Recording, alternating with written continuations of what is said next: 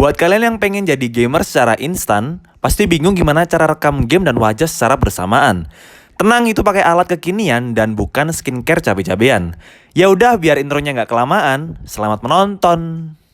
Ubil setan.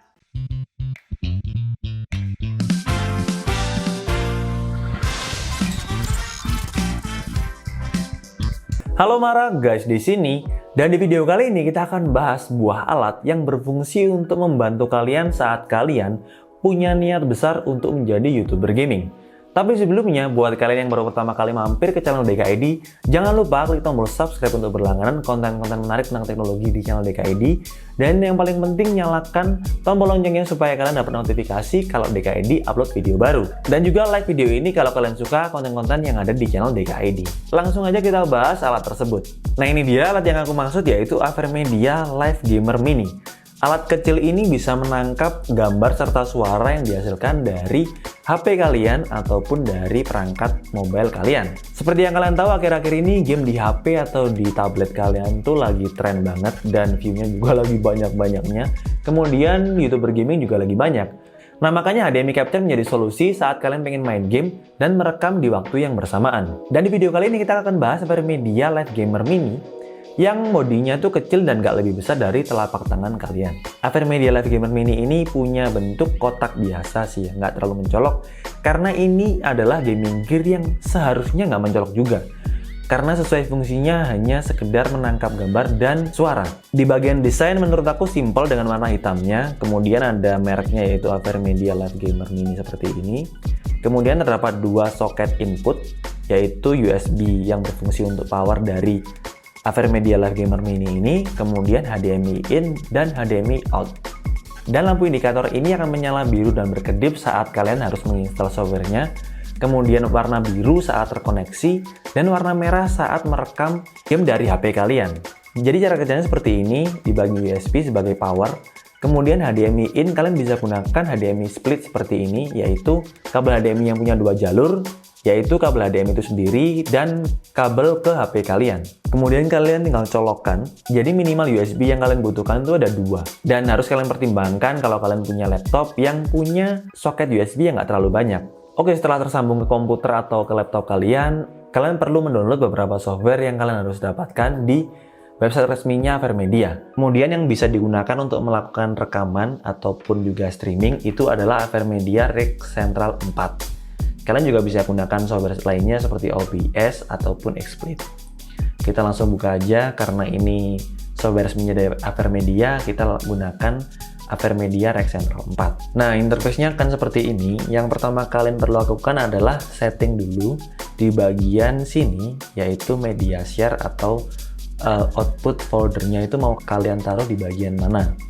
Di bagian setting kalian bisa pilih di bagian general dulu, mau bahasanya mau pakai bahasa apa, kemudian kalian bisa track juga save file-nya di bagian mana. Kemudian masuk ke bagian shortcut. Di sini kalian dapat mengatur tombol-tombol yang berfungsi untuk mempermudah kalian saat melakukan streaming atau recording, nggak perlu pencet-pencet pakai mouse. Kemudian social network account kalian bisa gunain di sini, misalnya Twitter atau YouTube kalian. Dan profile management. Nah, profile management ini berfungsi untuk mengekspor dan mengimport settingan yang mudah kalian lakukan saat melakukan record game gitu. Jadi misalnya Full HD dengan berapa bitrate, kemudian berapa FPS, kalian bisa ekspor atau import dari settingan yang udah pernah kalian lakukan. Di sini terdapat dua mode, yaitu single dan multi. Kalau single itu kalian hanya bisa record gamenya, dengan kalau multi kalian bisa record game sekalian record wajah kalian. Kita mulai ke single duluan. Di bagian sini terdapat record. Nah, di bagian record ini kalian bisa pilih recording quality-nya. Kemudian kita bahas di bagian codec. Ini kalian bisa pakai CPU atau prosesor kalian atau VGA yang kalian gunakan untuk merekam. Kemudian formatnya H264 itu MP4 dan H264 profilnya mau pakai yang high, baseline atau yang main. Kemudian resolusinya kalian bisa pilih, kalau Full HD itu di 1080p, kalian bisa drop juga size-nya di 720p atau yang paling bawah juga, supaya juga mungkin lebih lancar juga. Dan di refresh rate FPS ini opsional. Kalau kalian main game yang FPS-nya nggak terlalu besar, kalian bisa gunakan FPS standar seperti 30 fps untuk memperkecil size video tersebut. Tapi kalau emang frame-nya besar seperti game-game berat atau game-game tembak-tembakan atau game FPS seperti PUBG, COD Mobile, Fortnite Mobile, kalian bisa gunakan frame rate yang tinggi di angka 59,94 atau di angka 60 fps. Kemudian untuk video bitrate, karena ini mempengaruhi dari segi kesemutan atau kehalusan gambar, itu kalian bisa pilih bitrate yang cenderung juga besar. Kalau standarnya tuh di angka 12 MB per second untuk frame rate yang standar, kalian bisa gunakan 60 MB per second untuk frame rate yang tinggi atau perpindahan gambar yang tinggi juga. Kalau masalah keyframe biasanya di defaultnya di 1-2 detik. Kemudian audio bitrate-nya kalian bisa pilih 384 atau 448 KB per second. Selanjutnya untuk kode profilnya untuk kode profilnya kalian bisa pilih high quality ataupun high performance. Udah, jadi settingannya pasti segitu aja. Saat kita melakukan perubahan di beberapa bagian ini, pastinya akan langsung recording quality-nya itu defaultnya berubah sesuai dengan angka yang berurutan. Kemudian kita masuk ke bagian streaming atau streaming platformnya kalian bisa pilih. Untuk stream URL dan stream key-nya kalian bisa dapetin di YouTube-nya sendiri. Kalian bisa pilih di sini Twitch, YouTube, Nico, Smashcast atau Mixer juga. Kemudian quality-nya kalian bisa pilih di 1080p atau di drop di bawahnya lagi di angka 720p. Kemudian enable streaming backup, jadi secara otomatis dia akan merecord juga atau melakukan backup terhadap video yang udah kalian streaming. Jadi selain diupload di internet, bisa langsung di backup di komputer kalian. Kemudian yang menurut aku fitur yang cukup keren dari software ini adalah multi-stream, di mana kalian bisa lakukan stream secara bersamaan di beberapa platform seperti Twitch dan YouTube. Nah, kalian bisa tambah akunnya di sini.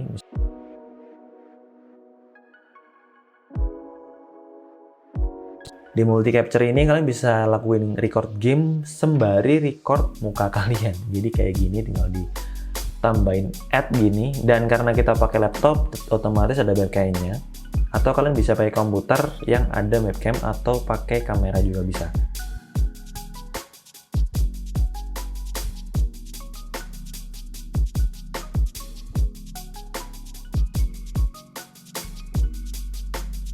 Nah, kesimpulannya HDMI capture dari AverMedia Live Gamer Mini ini menurut aku cukup portable untuk kalian bawa kemana-mana, apalagi bodinya nggak terlalu besar juga. Buat kalian yang seneng mobile dari tempat ke tempat lainnya itu sangat berguna dengan memanfaatkan bodinya yang kecil dan nggak terlalu berat ini. Apalagi untuk konektivitasnya kalian hanya butuh dua kabel, yaitu kabel power dan kabel HDMI splitternya. Kemudian untuk fitur dari software AverMedia Live Gamer Mini ini menurut aku cukup lengkap untuk kalian yang pengen record game atau pengen streaming dengan mode profesional, karena kalian bisa record gamenya dan bisa record juga muka kalian dengan software tersebut. Nah, untuk merekam game-game yang low FPS menurut aku cukup smooth gambar yang dihasilkan. Cuman kalau digunakan untuk merekam game-game high frame rate seperti PUBG, COD Mobile, itu terjadi drop FPS yang menurutku juga nggak terlalu signifikan.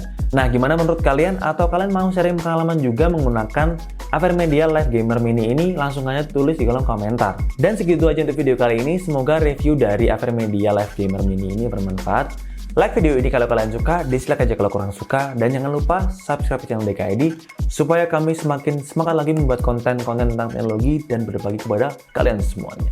Sampai ketemu di video selanjutnya. Bye-bye.